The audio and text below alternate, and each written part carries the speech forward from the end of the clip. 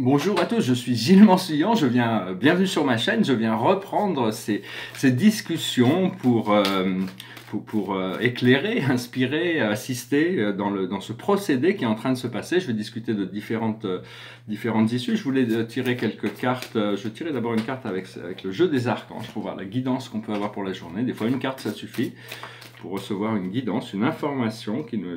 Mais enfin, on sait déjà, en réalité, si on est connecté avec notre intuition, on ne devrait pas avoir de doute. C'est juste de temps en temps, on peut consulter l'oracle. Ici, c'est le roi de Gabriel. Le roi de Gabriel, généreux, source d'inspiration, enthousiaste. Regardez la situation dans sa globalité et laissez les autres gérer les détails. Votre expérience mène à la réussite. Vous vous souciez des autres. Donc voilà, il faut rester sur cette idée de c'est une carte de prospérité, c'est la carte de la récolte aussi dans le tarot traditionnel. Derrière moi, c'est un tableau, je vais le montrer un petit peu, il continue d'évoluer, il n'est pas complètement fini, mais il y a déjà beaucoup de dynamisme dans ce tableau. C'est une sorte de tableau de transition un peu pour moi, qui est un peu entre deux phases, mais enfin c'est un tableau qui est quand même assez important, et les éléments commencent à s'intégrer, se séparer, se refléter. Il y a toutes sortes de dimensions dans ce tableau, donc il faudrait pouvoir le regarder, il faut pouvoir passer du temps, parce que même moi, je sais pas, il y a encore des choses, mais bon, ça vient petit à petit. Je suis en train d'intégrer une sorte de nouveau tableau qui se prépare. Ah, je vais peut-être vous montrer un autre tableau là. Bon, je ne sais pas s'il est fini, il n'est pas très loin d'être fini. C'est un portrait, il est un peu bizarre, hein. C'est un portrait de cette jeune fille blonde, encore une fois. Enfin bon, ici c'était la molécule de l'oxytocin, qui est la molécule de l'amour. Donc voilà, je suis reparti dans plein de tableaux, hein, donc il y a plein de choses qui vont... Enfin, bientôt je vais être en mesure, j'espère, de pouvoir les présenter de manière beaucoup plus officielle, beaucoup plus traditionnelle, et ça sera un grand plaisir de pouvoir les montrer dans le monde physique. Alors, je tirais 4 cartes par rapport à la cache. La plus haute sagesse pour nous aujourd'hui, c'est nous libérer de l'esclavage et de l'emprisonnement. Rien que ça. Donc il faut arriver à abandonner. Sinon, on est vraiment dans une phase où l'humanité va être libérée. C'est justement ce que je voulais dire, hein, par rapport aux commentaires que je voulais faire, c'est qu'en 2018, 2019, 2020 va être vraiment une année où il y a toutes sortes de choses qui vont sortir. Il y a une élection aux États-Unis qui risque de changer tout changer, parce que il va y avoir une exposition de ce qu'on appelle l'état profond, et toute la corruption, tous les secrets, tout ça va se remonter à la surface. On les adressera pour aider à assister, pour comprendre quand les choses remontent. Pour le moment, c'est pas le moment d'en parler, mais disons que la politique, que les corporations, les médias, tout ça, tout va être bousculé pour pouvoir nous permettre de commencer sur un nouveau pied, parce qu'on a besoin de se libérer de tout ça. Et à partir du moment où on comprend qu'on peut se libérer de cet esclavage, que c'est juste un conditionnement mental, George Orwell nous apprend ça en 1984, il nous apprenait comme ça en 1948, en fin de compte, tout est conditionnement mental. À partir du moment où on se détache d'un conditionnement mental, on est libre. Je voulais aussi dire par rapport à la physique quantique, on détermine notre réalité. Un autre petit exemple qui me passait par la tête, qui est assez marrant, c'est si un oiseau, dans sa tête, il croit qu'il est un crocodile. Jamais il pensera à voler, il va aller chercher de l'eau pour aller se baigner, mais il ne cherchera jamais à voler. Donc tout est conditionnement, tout est à l'intérieur de nos connaissances, nos croyances, nos désirs. À tout moment, on trouve les navires, c'est-à-dire l'habilité d'aller explorer, c'est l'idée de l'exploration. Ce que l'on doit comprendre, c'est le pardon.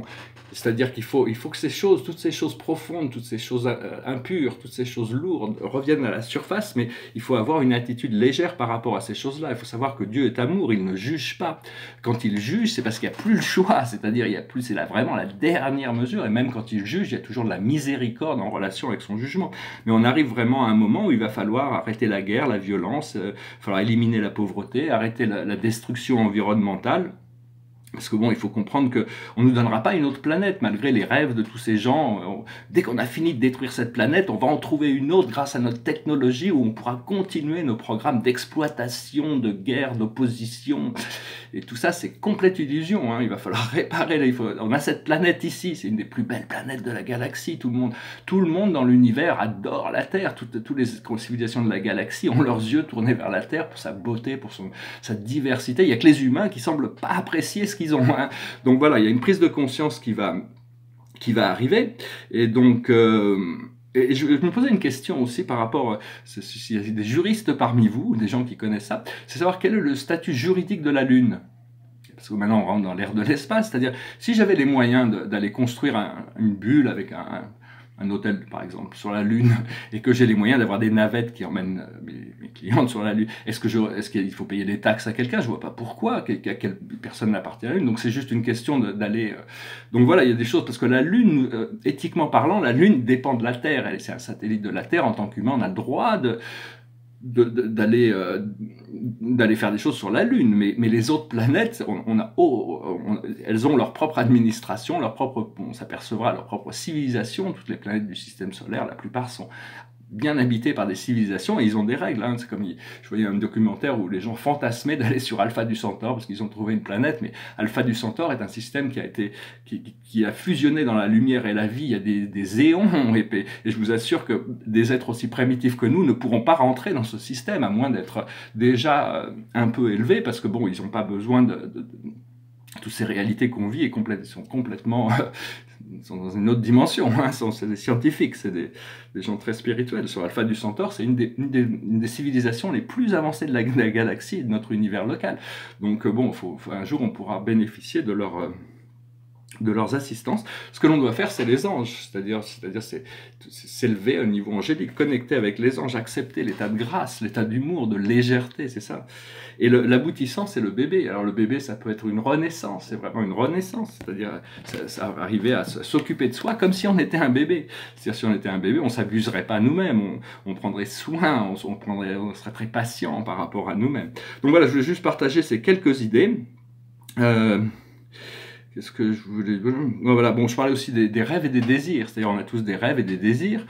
Mais ces choses sont vraiment faites pour se réaliser. Sinon, il n'y aurait aucun intérêt de venir pour avoir ces expériences, juste pour être frustré. Donc, il faut y croire. Hein. Donc, c'est important d'y croire. Savoir aussi que dans notre état originel, je sais pas, on a tous des origines éternelles différentes, hein, mais moi, je sais que dans mon état originel, il n'y a aucun désir. Il n'y a aucune nécessité d'expansion. Notre être, il y a tellement de choses notre être éternel est éternellement bien dans sa connexion. Il n'a aucun désir. Puis après, bon, on nous a donné, à notre groupe spirituel, on nous a donné l'opportunité de participer à cette grande expérience du samsara, l'ascension, la descension, l'ascension du monde matériel au monde spirituel, donc on a participé, donc on est là, donc mais bon, a priori, on a un état originel qui est complètement déjà parfait. Hein. Aussi, oui, voilà, il faut savoir que en réalité, dans la vie, enfin pour moi, hein, ce ne sont que mes idées, j'espère qu'elles résonneront avec vous.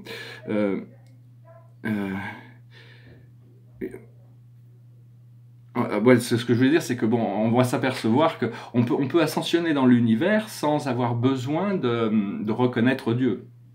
Le Bouddha a ascensionné jusqu'au nirvana, il n'a pas eu besoin de reconnaître Dieu. Mais arrivé au nirvana, il a été obligé de le rencontrer, de le connaître, parce que Dieu est connaissable là-haut. Et donc c'est important de savoir que bon, à un moment donné, il faut accepter cette connexion, cette relation, et à la fin, on s'aperçoit qu'en réalité, la vie n'est que vous et Dieu. Il y a personne d'autre. Hein. C'est ce que le Coran explique. Allah l'explique très très bien. C'est Dieu, la source, votre créateur. Il n'y a que vous et Dieu. Et en réalité, à la fin, on s'aperçoit que c'est la même chose. Vous, Dieu, vous. C'est qu'un en réalité. Mais bon, ça va prendre un peu du temps avant d'accepter cette incroyable connaissance. Et je voulais aussi dire que bon, il faut, en cherchant la divinité, ce que l'on recherche, c'est devenir humain, plus humain, parce qu'il y a beaucoup d'humains qui se conduisent comme des animaux. Cette passion aveugle, ce désir cupide, ils se laissent déborder par leur nature animale et ne prennent pas en conscience les causes et les effets de leurs actions, parce qu'ils ont un désir de se servir eux-mêmes plutôt que de servir la vie. Mais enfin bon, tout ça, c'est des choses qui vont émerger. Et donc voilà, donc je voulais venir, je vais faire une chanson qui est passée par la tête, c'est peut-être par rapport au voyage, vacances, qui est passé par. Donc je vais la rechanter. C'est une chanson goes like this. Vers les docks où le poids et l'ennui me courbent le dos, ils arrivent le ventre alourdi de fruits les bateaux. Ils viennent du bout du monde apportant avec eux des idées vagabondes au reflet de ciel bleu, de mirages, traînant un parfum préféré de petits inconnus et d'éternels étés où l'on vit presque nu. Sur les plages, moi qui n'ai connu toute ma vie que le ciel du nord, j'aimerais débarbouiller ce gris environ de bord. Emmenez-moi au bout de la terre, emmenez-moi au pays des merveilles. Il me semble que la misère serait moins pénible au soleil, dans les bars à la tombée du jour avec les marins. Quand on parle de filles et d'amour, un verre à la main. Je perds la notion des choses et soudain ma pensée m'enlève et me dépose un merveilleux été sur la grève, où je vois tant dans les bras l'amour qui comme un fou court au-devant de moi et je me pends au cou de mon rêve. Quand les bars ferment, que les marins rejoignent leur bord, moi je rêve encore jusqu'au matin, debout sur le port. Emmenez-moi au bout de la terre, emmenez-moi au pays des merveilles. Il me semble que la misère serait moins pénible au soleil. Un beau jour sur un rafio craquant de la coque au pont. Pour partir, je travaillerai dans la soute à charbon, prenant la route qui mène à mes rêves d'enfant sur des îles lointaines où rien n'est important que de vivre, où les filles à l'anguille vous ravissent le cœur en tressant ma tondie de ces colliers de fleurs qui enivrent. Je fuirai laissant là mon passé sans aucun remords, sans bagage et le cœur libéré, en chantant très fort. Emmenez-moi au bout de la terre, emmenez-moi au pays des merveilles. Il me semble que la misère serait moins pénible au soleil. Emmenez-moi au bout de la terre, emmenez-moi au pays des merveilles. Il me semble que la misère serait moins pénible au soleil. Merci, c'est un hommage à Charles Aznavour, bien sûr, on le salue, on voit toujours ça, de toute manière, c'est des chansons qui vont rester, de toute manière, on fait que passer ici, mais on laisse des traces quand même, puis après on continue notre aventure. Donc je parlerai un petit peu, parce qu'on a tous dit des incarnations dans plein d'endroits, et donc c'est quelque chose qui devient de plus en plus, ces mémoires qui vont se réactiver, à mon avis, vont devenir assez intéressantes, et donc le jour, petit à petit, on arrive à réintégrer toute cette mémoire, c'est une sorte de grand bonheur, c'est jubilant, c'est jubilatoire de pouvoir se retrouver à la fin du programme, quoi. Voilà, je vous souhaite une excellente journée, je vous remercie pour tout, d'aimer, de partager, de souscrire, de commenter, et je vous dis à très bientôt, namasté.